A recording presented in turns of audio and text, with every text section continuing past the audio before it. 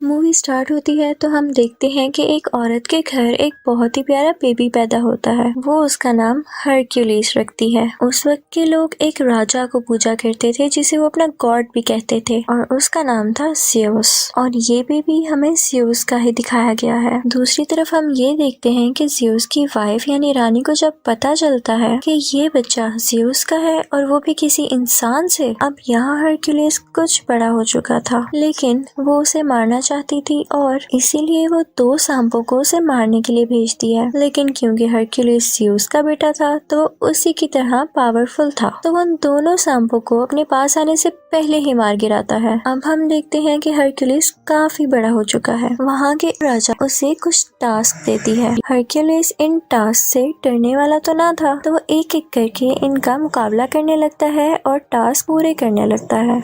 सबसे पहले तो एक अजीब सी क्रिएचर से लड़ता है और जीत जाता है। उसके बाद भी कई जानवरों से लड़ता है और उन्हें हरा देता है। लेकिन एक दिन उसके सामने एक बहुत ही स्ट्रॉन्ग शेर आ जाता है। उस पर कोई तीर भी असर नहीं कर रहा था, लेकिन हरक्यूलिस ने अपनी ताकत से उसे भी मार डाला। फिर हमें एक जगह दिखाई जाती है जहाँ पर कुछ लोगों ने एक लड़के को बुरी तरह से बांधा हुआ था। वो इनफैक्ट हरक्यूलिस का भांजा था कि तभी हरक्यूलिस वहाँ पर आ जाता है और उन सब लोगों को मारकर अपने भांजे को बचा लेता है। फिर हम देखते हैं कि हरक्यूलिस एक जगह पर बैठा होता है तो दूसरे मुल्क के राजा की बेटी आती है और कहती है कि हमें तुम्हारी जरूरत है। वो कहती है कि हमारे खास लोगों ने ही हमारे साथ चीट किया है और हर तरफ लड़ाइयाँ हो रही हैं जिसकी वजह से लोग मारे जा रहे हैं। वहाँ हरक्यूलिस के साथ एक आदमी बैठा होता है तो वो कहता है कि बीवी हमारे पास वक्त नहीं, हाँ अगर तुम ज्यादा पैसे ऑफर करो तो हम जरूर आ सकते हैं। तो वो शहजादी उनसे कहती है कि जंग में लड़ना तो फख्र की बात होती है। तो हरक्यूलिस उसे कहता है कि हमें हथियार बनाने के लिए पैसे भी तो चाहिए।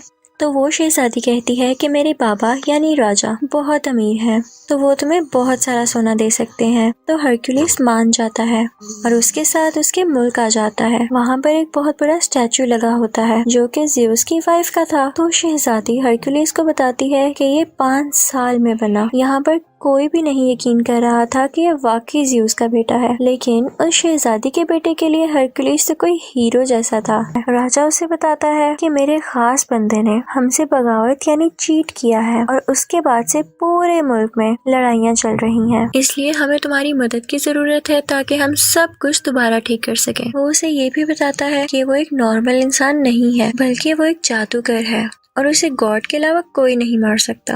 वो उसे ये भी बताता है कि उसकी सोल्जर की टीम में एक ऐसी क्रिएचर है जो आधा घोड़ा और आधा इंसान है। अब हरक्यूलिस की टीम में जो लड़की आई थी वो पूछती है कि ये क्रिएचर्स कहाँ पर होते हैं। तो राजा का एक आदमी बताता है कि हमने इन्हें ना तो देखा और ना तो ये जानते हैं कि ये कहाँ रहते हैं, हमने तो बस इनके बारे में सुना है। अब हम देखते हैं कि हरक्यूलिस और उसके कुछ साथी यहाँ के किसानों को फाइट सिखा रहे होते हैं क्योंकि इनके पास कोई भी आर्मी फोर्स नहीं थी। हरक्यूलिस उनसे कहता है कि तुम सब एक दीवार की शक्ल में खड़े हो जाओ और जैसे ही वो इस तरह खड़े होते हैं तो हरक्यूलिस का एक आदमी उनकी तरफ भागता हुआ जाता है और वो उनकी बनाई गई शील्ड यानी दीवार को तोड़ता हुआ अंदर भाग जाता है।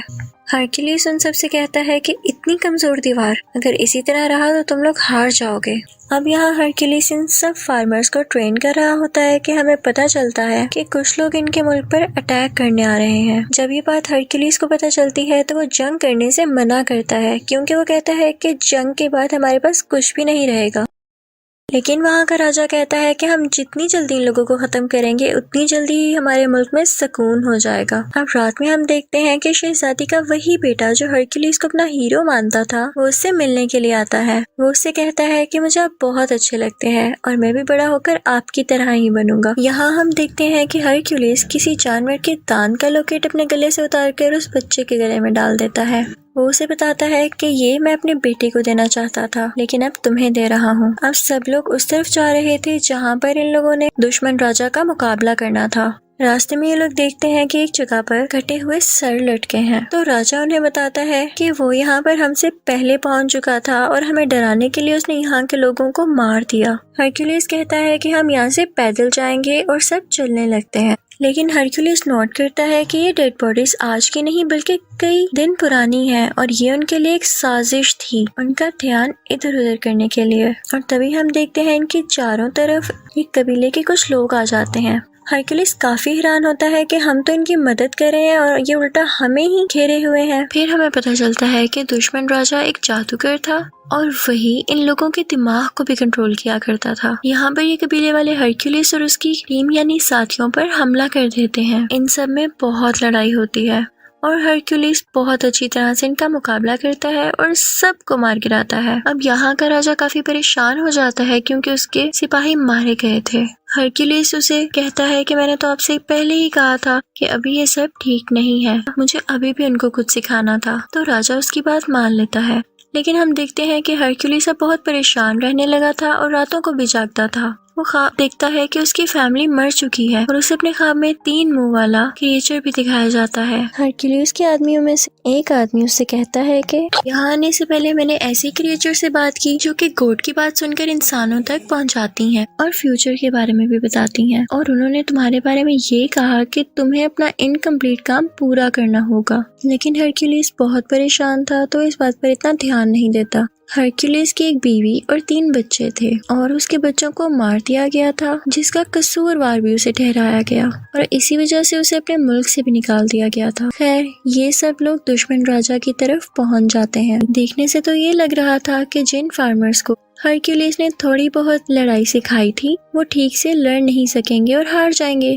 लेकिन लकीली वो ये जंग जीत जाते हैं। फिर हम देखते हैं कि वो दुश्मन राजा हरक्यूलिस की तरफ बढ़ता है ताकि उसे मार सके। तो हरक्यूलिस फौरन से उसका घोड़ा गिराकर उसे कैद कर लेता है। कैद करने के बाद वो उसे राजा के पास ले जाता है। वो दुश्मन राजा कहता है कि तुमने मुझे बिला वजह कैद किया है, मैंने तुम्हारे मुल्क का कुछ नहीं बिगाड़ा। तो हरक्यूलिस कहता है कि अगर तुमने नहीं किया तो फिर किसने किया है। तो दुश्मन राजा उनसे कहता है कि तुम जरा खुद सोचो, जिस राजा के लिए तुम लड़ रहे हो अगर वो इतना ही अच्छा और ताकतवर है तो उसकी फौज उसके साथ क्यों नहीं है और उसे तुम्हारी क्यों जरूरत पड़ रही है। तुम जिसके लिए लड़ रहे हो वो इंसान ठीक नहीं है। रात को एक इवेंट होता है जिसमें राजा के सर पर ताज रखा जाता है क्योंकि उसने हर जगह कब्जा जो कर लिया था। वहीं पर उसका दुश्मन राजा भी बंधा हुआ था। सब उस पर हंस रहे थे, लेकिन राजा की बेटी यानी शहजादी जब ये सब कुछ देखती है तो उसे बिल्कुल अच्छा नहीं लगता। उसे उस दुश्मन राजा पर बहुत तरस आता है। हरक्यूलिस ये सब कुछ देख रहा था तो वो शहजादी के पास जाकर पूछता है कि ऐसा क्यों है,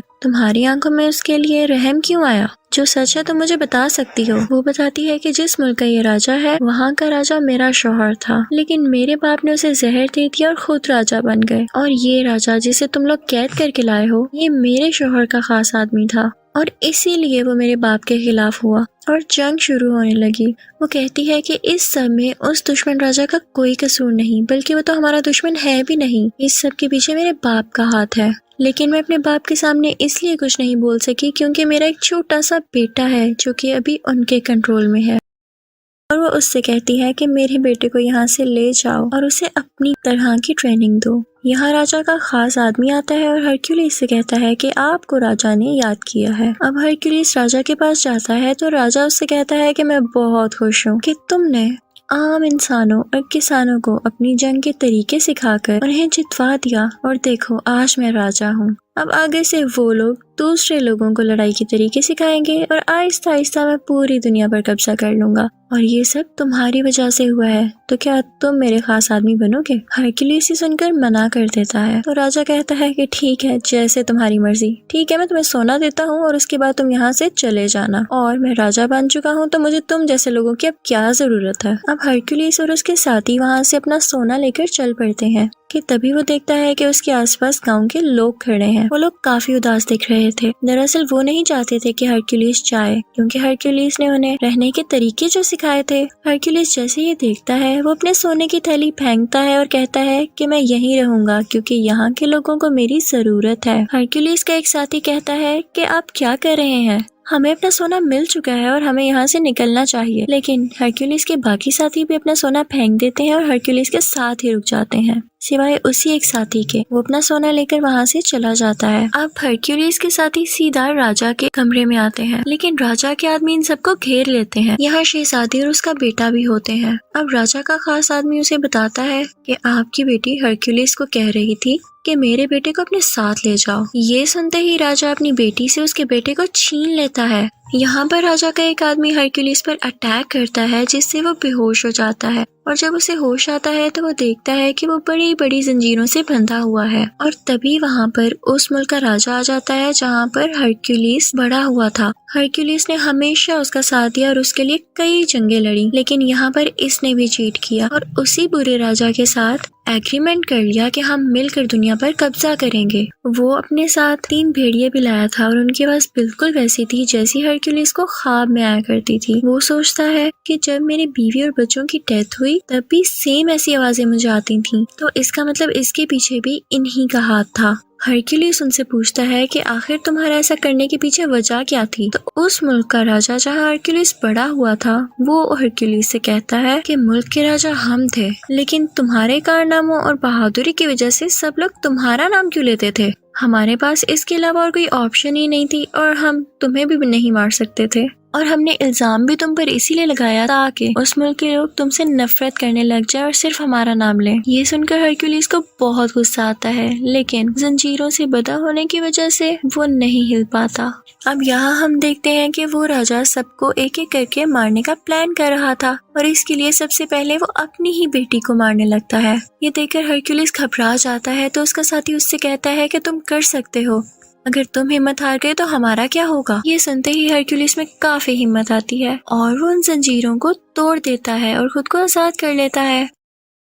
वो फौरन भागकर उस शहजादी के पास जाता है और उसे बचा लेता है। अब वो 3 भेड़िए हरक्यूलिस की तरफ आते हैं और उस पर अटैक कर देते हैं, लेकिन हैरानी की बात यह है कि वो उन तीनों को मार देता है। वो अपने साथियों को और उस बेचारे राजा को, जिसको ये लोग दुश्मन समझ रहे थे, आजाद कर देता है। अब वो दोनों बुरे राजा यहाँ से भाग गए थे, लेकिन हरक्यूलिस किसी तरह से उस राजा को पकड़ लेता है जिसके मुल्क में वो बड़ा हुआ। वो उसे उसी के खंजर से मार देता है, बिल्कुल उसी तरह जैसे उसने इसकी फैमिली को मारा था। इसके बाद वो अपने साथियों को लेकर महल चला जाता है। वो देखता है कि राजा बहुत ज्यादा फौज के साथ खड़ा है और एक आदमी ने शहजादी के बेटे के गले पर खंजर रखा हुआ है। राजा हुक्म देता है कि इस बच्चे को मार दिया जाए, लेकिन तभी वो आदमी वहाँ पर आता है जो हरक्यूलिस का साथी था और सोना लेकर वहाँ से चला गया था। वो फौरन से तीर से उस आदमी को मार देता है जो कि उस बच्चे को मारने वाला था। वो सब उस छोटे बच्चे को बचा लेते हैं, लेकिन अब उस दुश्मन राजा की पूरी फौज इन पर अटैक करने लगती है।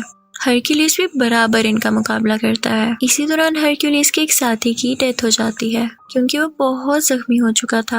अब उस राजा की बाकी फौज भी इनकी तरफ बढ़ रही थी, लेकिन हम देखते हैं कि हरक्यूलिस के आदमियों ने बिल्कुल वैसी ही दीवार यानी शील्ड बनाई हुई थी जिसको तोड़ना नामुमकिन था। हरक्यूलिस वहाँ पर देखता है कि ज़्यूस की वाइफ की वहाँ पर बहुत बड़ी स्टैचू है। जैसे ही उस राजा के सोल्जर्स ऊपर आ रहे होते हैं तो हरक्यूलिस उस स्टैचू को नीचे की तरफ गिरा देता है। वहाँ से सब सोल्जर्स वापस आना शुरू कर देते हैं। जब राजा ये सब देखता है तो अपने सोल्जर्स पर गुस्सा होता है कि जाओ हरक्यूलिस को मारो, लेकिन तभी स्टैचू उस पर आकर गिरता है और वो राजा मारा जाता है और राजा के सब सोल्जर्स और बाकी सब लोग भी हरक्यूलिस की ये बहादुरी देखकर उसके सामने झुक जाते हैं। लोग अभी भी नहीं जानते थे कि ये वाकई ज़्यूस का बेटा है भी या नहीं, लेकिन ये जरूरी नहीं था क्योंकि वो इतना ज्यादा बहादुर और ताकतवर था कि इस चीज ने उसे आम लोगों से ऊपर कर दिया था। वो लोगों का ख्याल भी रखा करता था, इसीलिए सब लोग हरक्यूलिस की तारीफ करने लगे थे और यहीं पर कहानी की एंडिंग हो जाती है। Thank you for watching.